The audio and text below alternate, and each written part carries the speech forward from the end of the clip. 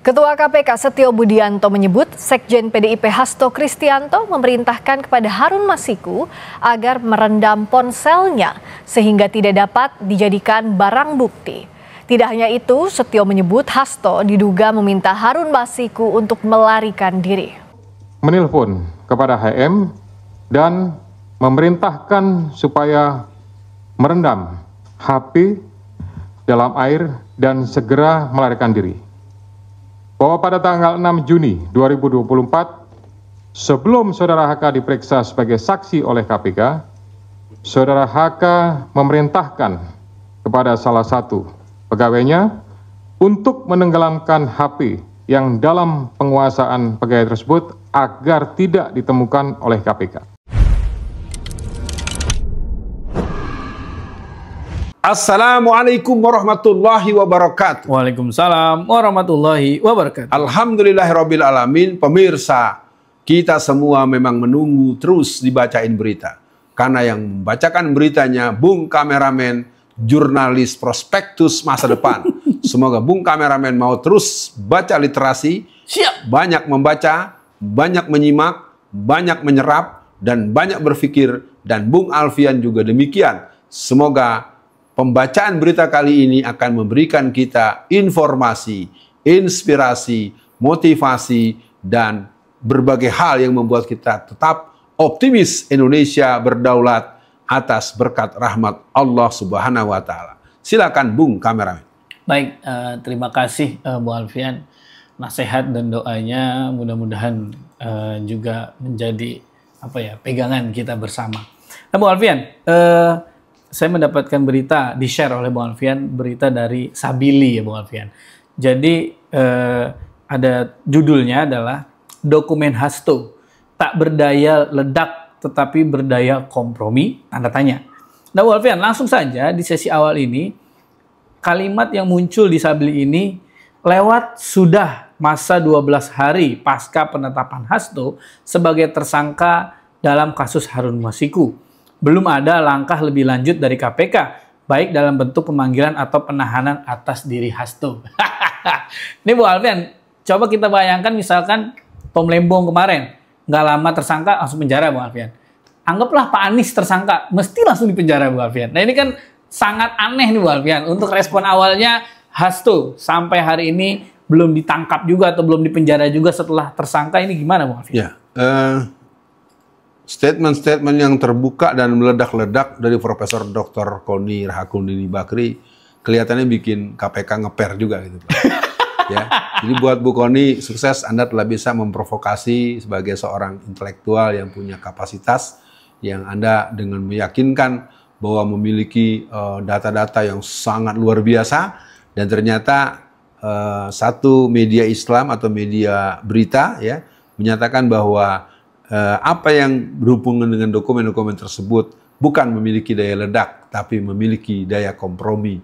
Ini bisa merupakan sebuah pernyataan satire, bisa merupakan pertanyaan mempertanyakan, bisa merupakan sebuah anti klimaks, bisa juga bentuk segitu doang. Ya, berarti akhirnya ceritanya adalah bukan daya ledak, tapi daya kompromi. Dan ini buat masyarakat umum, kita akan sama mencatat bahwa sebenarnya apakah Hasto akan ditersangkakan? Tentu ketersangkaan Hasto dengan proses-proses hukumnya akan terjadi, pasti akan membawa dan menarik Jokowi juga. Ya. Jadi intinya ada kompromi-kompromi, lo nggak gue terusin, tapi lo jangan narik gue ya, kira-kira gitu. Jadi buat pemirsa, kita tetap ingin melihat bahwa negeri ini memang sedang sakit parah, sudah hancur-hancuran, maka tersangkaan atau menjadikan Hasto tersangka, menurut hemat saya karena KPK sudah mengeluarkan suratnya harus segera untuk menindaklanjuti dengan menangkap Hasto atau menyidik secara intensif terhadap apa, dan itu dikabarkan kepada publik yang ujungnya Hasto harus ditahan karena harus memanggil beberapa orang yang lain. Itu yang pertama. Yang kedua, bahwa untuk urusan-urusan ini tetap harus memanggil Jokowi sebagai orang yang namanya banyak disebut. Saya mengalami 4 tahun vonis buat saya akumulatif, rasanya nggak adil, sangat tidak adil. Kalau pembahasan ini kan banyak mengulik soal Jokowi, soal Gibran. Jadi berarti apakah Jokowi, apakah Gibran, apakah Bobi, apakah siapa tuh yang perempuan Kahiyang itu semuanya harus dipanggil karena itu dibahas dalam hal-hal yang berhubungan dengan nikel segala macam itu harus dipanggil, bener nggak cerita tentang Anda di sini kan gitu. Jadi nah apalagi juga ada satu kalimat tentang Iriana yang begitu sangat bombastis disampaikan oleh Bu Koni ya kan. Nah jadi Bu Koni juga pernah berkali hati-hati Bu, jangan tenang-tenang saja kan, gitu ya. Ya berarti sekarang sesungguhnya Bu Iriana juga udah was-was, udah dak-dikduk ya kan gitu ya. Ya itu mungkin sedikit saya bocorkan ya, bocornya agak halus sedikit ya. Itu juga saya alami, cuman saya dak-dikduknya bingung. Oh nggak jelas persoalan gue, tahu-tahu di sini. Nah, sekarang ini kejahatan udah jelas, gratifikasinya jelas, diduga korupsinya jelas, kebocoran uang negara jelas, kebohongannya jelas.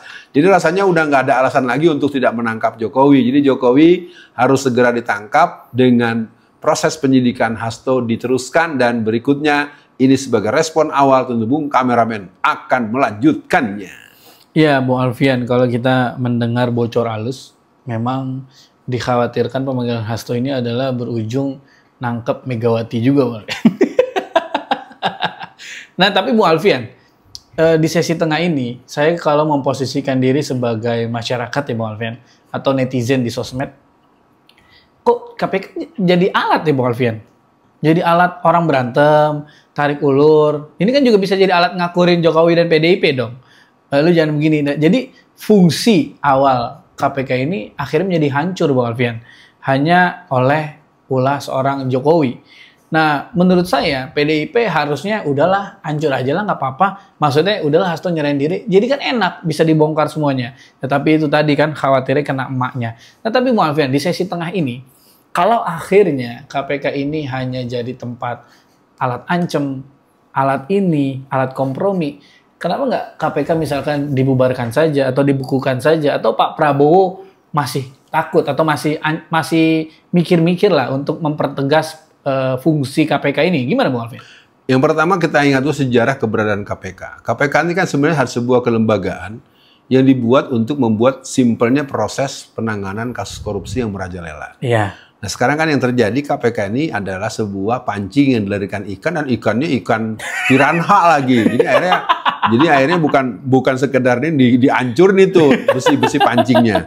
Nah jadi sekali lagi tadi ketika ada kekhawatiran Megawati karena sebenarnya sama dengan kasus penanganan BLBI Bung kameramen. Yep.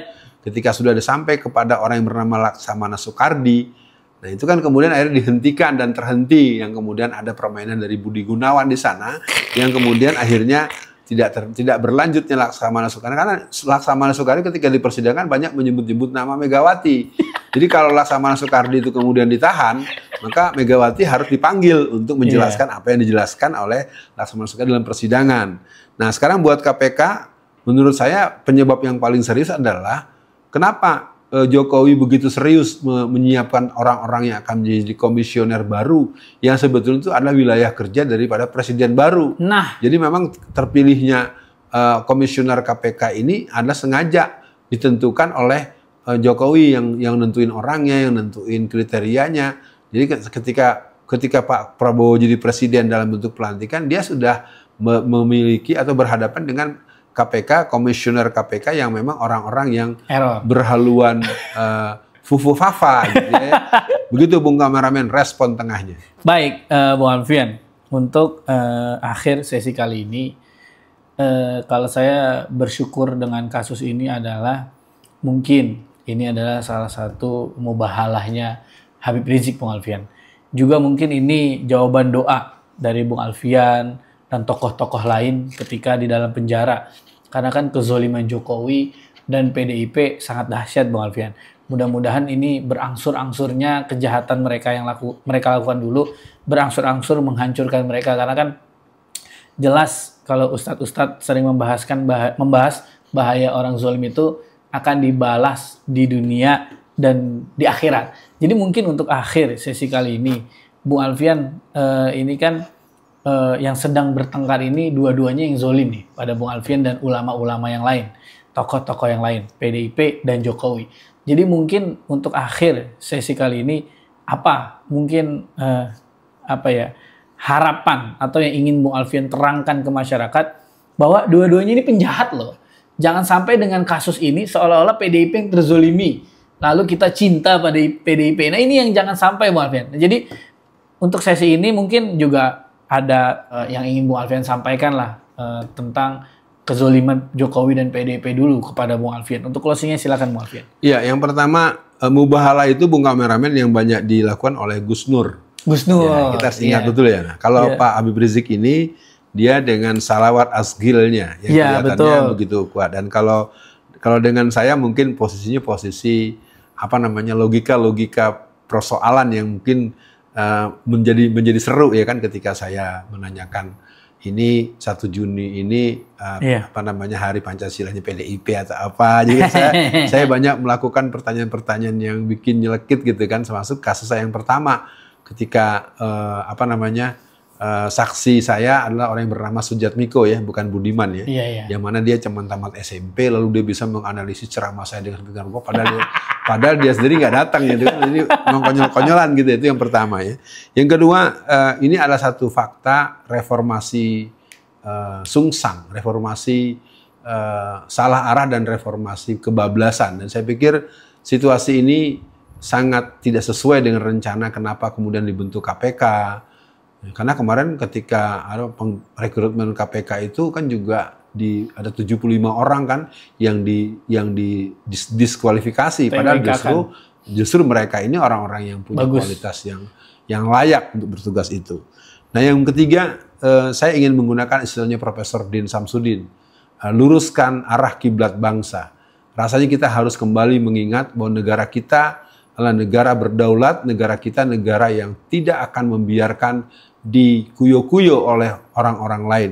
Maka sehubungan dengan perbincangan yang berhubungan dengan dokumen Hasto yang berdaya ledak berubah menjadi daya kompromi, menurut saya ini merupakan satu hal yang menimbulkan kita semakin skeptis, semakin antipati, dan mungkin bisa jadi kita semakin tidak percaya. Bahkan boleh dibilang, lo mau ngomong apa aja, gue udah gak percaya sama lo. Nah, ini mungkin juga satu pesan buat saya untuk menjadi orang yang memperbaiki diri, memperbaiki keluarga, memperbaiki relasi, memperbaiki fungsi-fungsi peran-peran partisipatif dan peran-peran publik yang dilakukan baik pribadi maupun semua yang lainnya. Sekian dibacain berita, dokumen Hasto memiliki daya ledak yang berubah menjadi daya kompromi. Sekian dibacain berita, semoga jadi inspirasi dan motivasi. Negara kita harus optimis menjadi Indonesia Raya. Ayo Bung, rebut kembali. Bangunlah jiwanya, bangunlah badannya untuk Indonesia Raya yang diberkahi Allah Subhanahu wa Ta'ala. Assalamualaikum warahmatullahi wabarakatuh.